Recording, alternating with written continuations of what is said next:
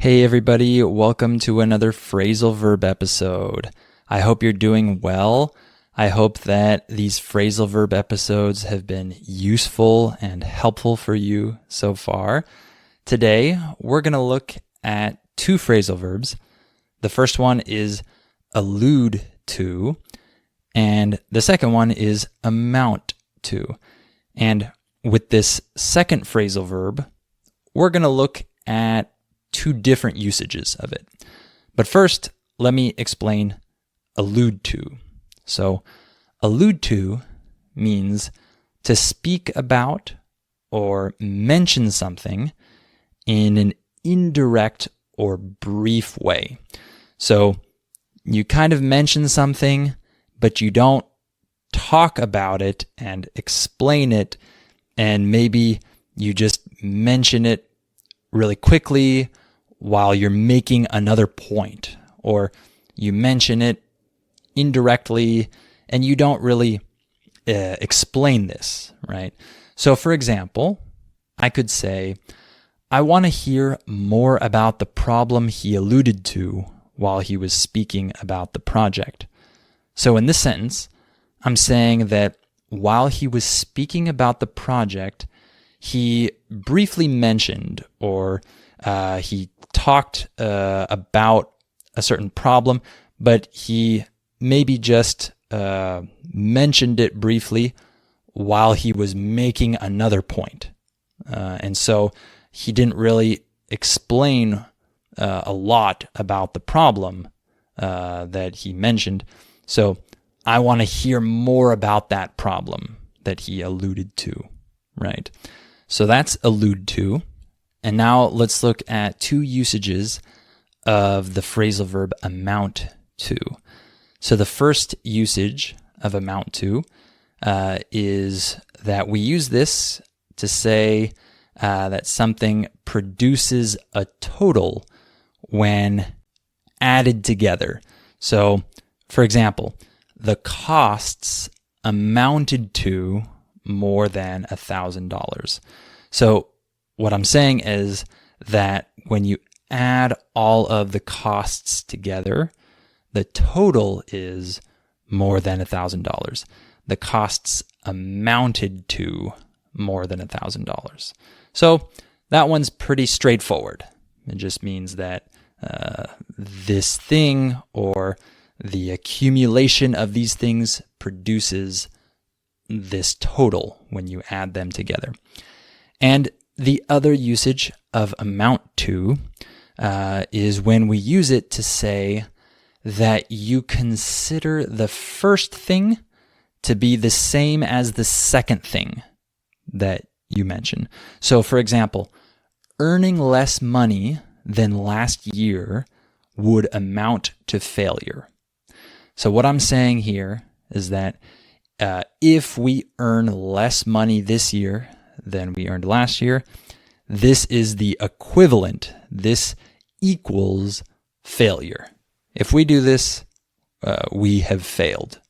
Okay, so I'm using the phrase amount to say that I consider these two things equal. So earning less money than last year equals failure. Okay, it amounts to failure. Okay, so now I'm going to talk about politics a little bit, but not real politics. I'm going to talk about a fictional political situation with presidential candidates who are debating each other. These aren't real candidates, and this isn't a real story, but I'm gonna talk about it as if it were real, and a lot of these things are very similar to things that might be said during real debates, right? And as I speak, I'm going to use these phrasal verbs repeatedly, and so you can get more comfortable with their usage. Okay? So, recently, there have been some presidential debates. Different candidates have been debating each other, and people watch these debates to try to decide who they want to vote for, who is the best person to be president. So during the last debate, the different candidates alluded to a number of things that they didn't really expound on. When you expound on something, this means that you explain more about this thing. So there were a number of things that they alluded to that they didn't actually expound on, and it's kind of interesting why they didn't do this. So one thing that one of the candidates alluded to was the growing economy. He was making a point about how things are looking more positive, and he very briefly mentioned the growing economy. And I thought that was interesting because I don't think that the economy is growing. And I think many people would agree with me that it seems like we're in a recession right now. It doesn't seem like things are growing, things are booming.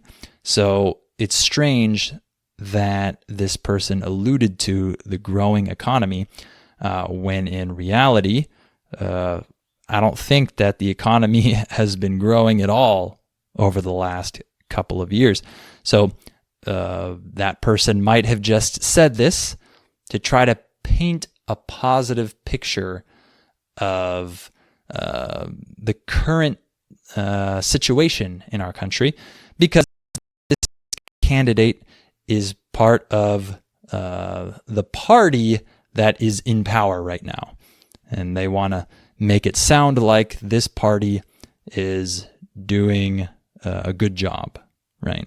So maybe that's why that person mentioned that, but I thought that it was interesting that they alluded to that because I don't see a growing economy. Another candidate alluded to the problem with big businesses, and he didn't explain this at all. He didn't say why big businesses were a problem. And sure, there might be some problems with having really big businesses.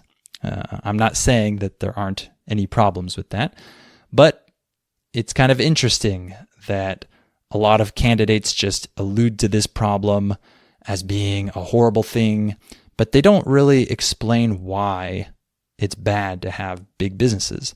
And so I think that people tend to just parrot this.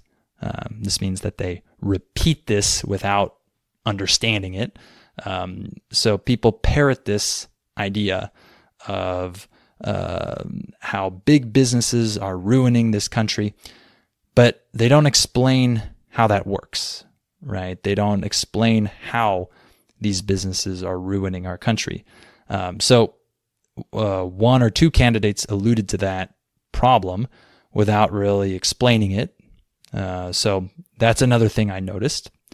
And one candidate alluded to their own success as a congressman. So this candidate is already a congressman, and now they're running for president. And they alluded to their own success that they've had as a congressman. But I don't know anything about this person's success. When I look at their voting record as a congressman, it doesn't really look like they've made a huge positive difference in our country. If anything, it looks like they support a lot of bad things that have made our country worse. So he alluded to his success, but I definitely disagree with that. And one other candidate alluded to a different candidate's failures as governor of their state. So one candidate was the governor of one of the states here, and then another candidate kind of attacked that person's time as governor, and they alluded to all of that person's failures when they were the governor of that state, and so they shouldn't be president because they failed as governor. But they didn't say what those failures were. They just alluded to them and made it sound like it was obvious that this person failed as governor, but I have no idea what they were talking about. So I wish they had expounded on that point a little more and explained what those failures were so that the public could know why they shouldn't vote for this ex-governor, right? So those are some things that I heard that were alluded to that weren't really explained during the debate. One interesting point that I heard, someone made this point that the current president, he had this big project that he supported, and he has talked a lot about it, how this would be a really great thing for the country. And the costs of this current project amounted to over $500 billion. So when you total all of the costs of everything, these costs amounted to over $500 billion. So that's 10 times more than what was projected. This president said that the costs would only amount to $50 billion by the time the project was over, and they actually spent over $500 billion. That's 10 times more than what was projected. And this candidate who brought this point up, he was saying that this amounts to a failure in management, right? So the fact that they wanted to only spend $50 billion, but they ended up spending $500 billion, that amounts to a failure in management. There's no other way to say it. They completely failed in terms of managing this project. How can you possibly spend 10 times more than what you were projecting? This simply means that you failed, right? This amounts to a complete failure in management. And another candidate said that this not only amounted to a complete failure in management, but that this amounts to a betrayal of the country's trust. So we trusted that the government would only spend $50 billion on this project, and they completely betrayed our trust and spent 10 times the amount of money. That's just simply unacceptable, and really the government has betrayed its own people, right? It spent way more money than it promised that we would spend. And people only supported this project because it wasn't going to cost that much money. And so they kind of either lied to get the people to support it, or I don't know. But some people say that this amounts to a betrayal of the population's trust, right? And then another candidate went even further and said that this amounts to theft. The fact that they could possibly spend 10 times more than what they promised, this amounts to theft. They robbed our country. They robbed our taxpayers. They just stole this from us. We didn't agree to this project. We didn't want something that was so expensive. We didn't want to pay more taxes for more government projects, but we're doing it anyway because this current government has completely stolen this from us. So another candidate said this, and in many ways, I tend to agree, and I think this happens often, right? The government promises something that won't be too costly, it won't be too expensive, but the bill amounts to double or triple the original number. I'm sure this has happened in your country where there is a project planned and there's a budget for that project, but in the end, the bill amounts to 3 times, 4 times, 5 times that original number that was projected. And many times this is simply mismanagement, right? This amounts to a lack of managerial ability, let's say.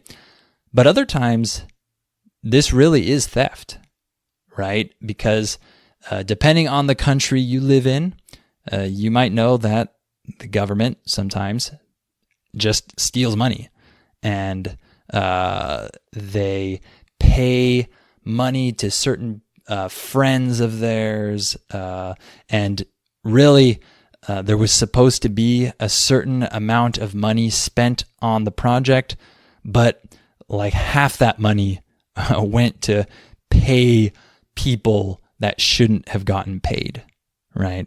I'm sure some of you know what I'm talking about. So this is a very common thing. The government promises to spend a certain amount of money on a project, and then the costs amount to some crazy number that's much more than what they promised originally, right? So that happens all the time, and that happened recently, and the candidates were talking about that and criticizing our current government. And each of these candidates proposed their own programs, their own government projects that they want to start if they become president. And I'm sure that all of those projects will amount to many billions of dollars in spending. I'm sure that none of those projects will actually do what they're supposed to do and have the result that they're supposed to have, because that's what always happens, right? The government promises something and doesn't actually deliver on that promise. So in the end, it just amounts to a bunch of money spent with results that aren't very satisfactory, right? So nothing new here. This is what always tends to happen. So that's kind of what I took away from this debate. So hopefully, as I was speaking, you were able to pay attention and notice the times when I used the phrase allude to, amount to, and that you feel a little more comfortable with these phrasal verbs now. And maybe you can even feel comfortable enough to use them in your own sentence if the situation, the opportunity arises. And remember that if you want to reach an advanced level of listening, it's important for you to listen to content where the person is speaking at normal speed. So if you want help with that, you can use my advanced podcast episodes in which I speak fast at normal speed, but you still have the transcript to help you. So you can sign up for those by clicking on the link down below and becoming a Listening Time family member. And after that, it's important to start to be able to understand conversations between more than one person when 2 people are talking at normal speed. And that's why I created my US Conversations podcast to help people with that, because I talk to people from all over the United States about different topics. It's a lot of fun, and it's great practice to help you reach that level where you can understand more than one person talking. Okay, so the link to sign up for that is also down below. All right, thank you so much for listening to this phrasal verb episode, and I'll talk to you in the next one.